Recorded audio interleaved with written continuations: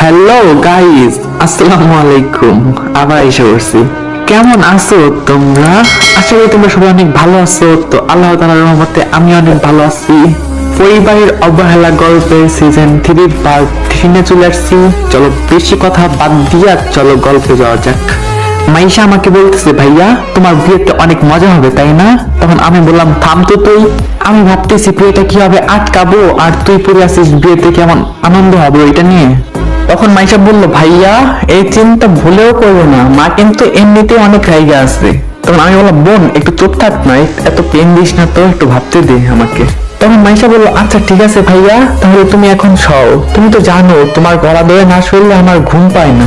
তারপরে আমি বললাম, আচ্ছা ঠিক আছে। তারপরে আমি মাইশাকে নিয়ে শুইলাম, মাইশা আমার গলা ধরে শুইলো, মাইশা ঘুমিয়ে গেছে।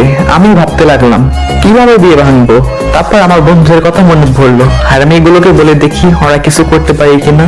তারপর আমি সিয়ামকে কল দিলাম এবং সবকিছু বললাম। তারপর বললাম কোনো একটা ব্যবস্থা করে দিতে। তারপর সিয়াম যা বললো, সিয়াম বলল, না ভাই আমরা কিছুই করতে পারবো না। একটু আগে আঙ্কেল কল দিছিল এবং সবকিছু বললো, এবং এইটাও বলছে আমি যদি তোকে এই বিষয়ে হেল্প করি তাহলে আন্টি আমাকে আমাদের তোর সাথে মিশতে দিবে না। পাশ থেকে অন্য বন্ধু বললো, রে, আর আমরা তো তোকে ছাড়া চলতেই পারবো না, সো আমরা তোকে এই কাজে কোনোভাবেই হেল্প করতে পারবো না। তারপর পাশ থেকে রুদ্র বলল, ভাই বিয়ে তো করতেছিস, বিয়ের পর করে নে, তারপর বুঝবি কেমন বইয়ের প্যারা। তখন সিয়াম বলল, ও এক বাচ্চার বাপ, তুই চুপ থাক। আর লিমনকে আমি এমনিতেই বিয়ে ভাঙতে হেল্প করতাম না, আমি যে লিমনের বিয়ে তো তাড়াতাড়ি খাইতে পারবো এটা তো আমি কোনোদিন ভাবিও নাই। তখন আমি বললাম, ওই হারামিরা, আমার এক সময় সময় আসবে তখন তোদেরকে দেখে নিব। তখন সিয়াম বলল, আচ্ছা দেখে নিস, আগে তোর বিয়েতে সুন্দরী দেখে একটা মেয়ে আমার জন্য পছন্দ করে দিস। পাশ থেকে আরেক বন্ধু বললো, হ্যাঁ আর এটাও খেয়াল রাখিস খাওয়ার জন্য অনেক সুন্দর হয়, আর আমার জন্য জানি বেশি করে রাখা হয়। তখন বাস থেকে রুদ্র বলল, ভাই আমার কিছু লাগবে না, তোকে একটা জ্ঞান দিই শোন, বইয়ের প্যারা বড় প্যারা, তোকে প্যারা দিতে দিতেই মেরে ফেলবে। দেখে নিস বিয়ে তো করতেছিস, বিয়ের পর মজা বুঝবি। তখন সিয়াম আবার বলল, ওই এক বাচ্চার বাপ, তুই আবার মুখ করছিস। আসলে ওর বিয়ে হয়ে গেছে তো এখন তোর বিয়েতে মেয়েদের সাথে তেমন ভাবে মিশতে পারবে না, তাই এরকম কথা বলতেছে, তুই ভয় পাস না। তখন আমি বললাম, আরে ভাই আমি মরতেছি আমার যন্ত্রণায়, তোরা মজা নিয়ে পড়ে আসিস। বলেই তাদের গ্রুপ কল থেকে লিভ নিলাম। এখন আমি হাসবো না কাঁদবো সেটাই বুঝতে পারতেছি না। যাই হোক, তারপরে মাইশাকে আমার গলার থেকে আস্তে আস্তে ছাড়ালাম। তারপরে চলে গেলাম সেকেন্ড আব্বু রুমে। আব্বু, আপনি আমার বন্ধুদেরকেও নিষেধ করে দিয়েছেন যাতে তারা আমাকে হেল্প না করে। তখন আমার সেকেন্ড আব্বু বললো, আমি কি করব বল, তোর আম্মুই তো আমাকে হুমকি দিয়ে এইসব করিয়েছে। আবার কোথা থেকে যেন আমার সেকেন্ড আম্মু চলে আসছে, এসে বলতেছে, কি আমি তোমাকে হুমকি দিয়ে এইসব করিয়েছি, আজকে তোমার খবর আছে দেখে নিও। তখন আমার সেকেন্ড আব্বু একটু ঘাবড়ে গেল এবং বলল, আরে না না না না, আমি তো এইসব করেছি লিমন, আমি নিজে এইসব করেছি, আর বিয়েতে একদম বাহানা ধরবি না, তোকে এই বিয়ে করতেই হবে বুঝলি। আমি তো আমার দ্বিতীয় আব্বুর পোল্ট্রি দেখেই অবাক, না যে অবস্থা দেখতে পাচ্ছি মনে হয় আমার সেকেন্ড আম্মু আমাকে বিয়ে দিয়েই ছাড়বে। আন্টি বললো, এইবার ঠিক আছে। আর লিমন, আজকে বুধবার, কালকে বাদে শুক্রবার দিন তোমার বিয়ে, মনে থাকে যেন। তখন আমি আমার সেকেন্ড আম্মুকে বললাম, আম্মু, ও আম্মু শোনো না, তুমি তো আমার ভালো আম্মু তাই না, এখন আমার বিয়েটা দিও না। তখন আম্মু বললো, এইসব বলে লাভ নাই, তোকে বিয়ে করতেই হবে। তারপর এক বস্তা দুঃখ নিয়ে আমি আমার রুমের দিকে চলে গেলাম। রুমে ঢুকে দেখি মাইশা উঠে আমার দিকে তাকিয়ে আছে। দেখলাম সে আমার দিকে রাগি চোখে তাকিয়ে আছে। তখন আমি তাকে জিজ্ঞেস করলাম, কি হয়েছে বোন, তুই আমার দিকে এইভাবে তাকিয়ে আছিস কেন? তখন সে রাগি কণ্ঠে বলল, একদম রুমে প্রবেশ করবা না, আগে 20 বার কানে ধরে উঠবস করো, তারপর এদিকে আসবা। তখন আমি বললাম, না আমি পারবো না, তাছাড়াও আমি কি করেছি যে কান ধরে উঠবস করতে হবে। তখন মাইশা দৌড়ে এসে আমার কাছে আসলো এবং আমার চোখ জোরে জোরে টানতে থাকলো। তখন আমি বললাম, আরে বোন স্যার, আমি কান ধরতেছি।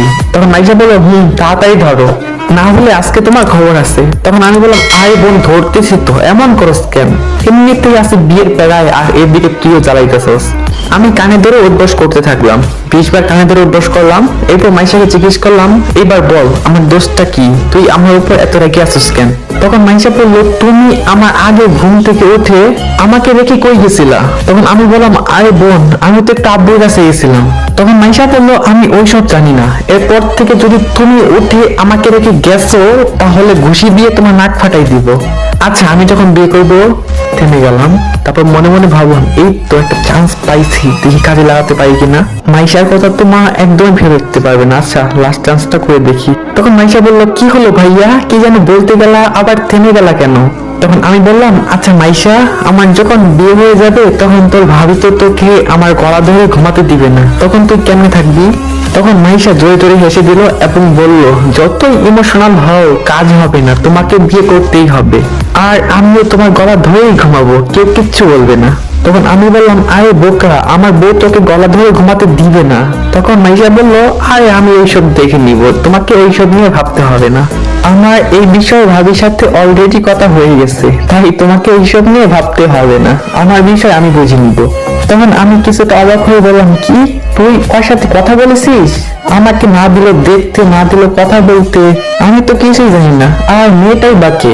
তখন মাইশা বলল, তুমি সেদিন বের হয়ে যাওয়ার পর ভাবিরা বাসায় আসছিল। তখন আমি বললাম, তো বাসায় কি কি হয়েছে আমাকে একটু খুলে দাও তো।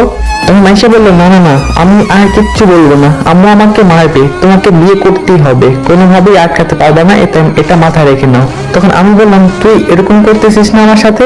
বিয়ের পর আমি আমার বউকে বলবো যেন তোকে আমার গলা ধরে ঘুমাতে না দেয়। তখন মাইশা বললো, কি বললা তুমি? দাঁড়াও, আজকে তোমার খবর আছে। এইটা বলে মাইশা আমার দিকে আসতে লাগলো। আমি আর রুমে থাকতে পারলাম না, আমিও দিলাম এক দৌড়ে গিয়ে আম্মুর পিছে লোকালাম। মাইসা আমার পিছন থেকে দৌড়াতে দৌড়াতে আসলো। তারপরে আম্মু আমাদের জিজ্ঞেস করলো, কি হলো, তোরা এরকম করতেছিস কেন, কি হয়েছে তোদের? তখন মাইসা বললো, আম্মু দেখো না, ভাইয়া নাকি ভাইয়ার বিয়ের পর আমাকে তার গলা ধরে ঘুমাতে দিবে না। তখন আম্মু বললো, না মা, তুমি চিন্তা করো না, তোমার ভাবি তোমার ভাইয়াকে সাহায্য করে নিবে। তখন মাইশা বললো, আচ্ছা ঠিক আছে, আমি ওকে আর কিছু বলবো না, ওকে এখন আমাকে বাইরে ঘুরতে নিয়ে যেতে বলো। তখন আম্মু বললো, আজকে আর ঘুরতে যেতে হবে না, আজকে আমরা সবাই মিলে শপিং এ যাবো। তখন আমি বললাম, না আমি যাব না, আমার কিছু লাগতো না। তখন আম্মু বললো, মাইশা মা, ঝাউটা আনতো। তখন আমি বললাম, আয় আম্মু, আমি যাবো তো, আমার অনেক কিছুই লাগবে। তখন আম্মু বললো, এইবার ঠিক আছে। তখন মাইশা লাফাতে লাফাতে বললো, কি মজা কি মজা, আজকে সবাই মিলে শপিং এ যাবো।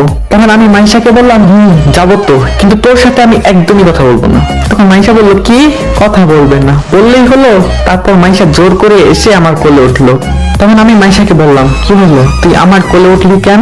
তখন মাইশা বললো, পাপ্পি দিব, একটু হাসো। মাইশা আমাকে অনেকগুলো পাপ্পি দিল, আমি হাসলাম না। পরে মাইশা পাপ্পি দিতে গিয়ে আমার নাকে একটা কামড় দিল। তখন আমি বললাম, কি হলো, তুই আমাকে কামড় দিলি কেন? তখন মাইশা বললো, তুমি হাসতেছো না কেন? তখন আমি বললাম, আমি হাসবো না আর তোর সাথে কথা বলবো না। তখন মাইশা বলল, আচ্ছা তুমি আমার সাথে কথা বলবো না তো?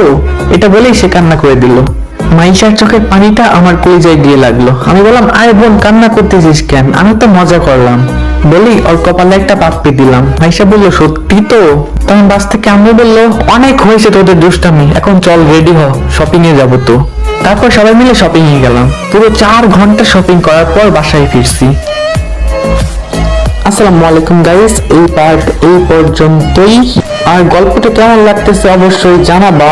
গল্পের শেষের দিকে চলে আসলো, আর 4 থেকে 5টা পার্টের পরেই গল্পটা শেষ হয়ে যাবে।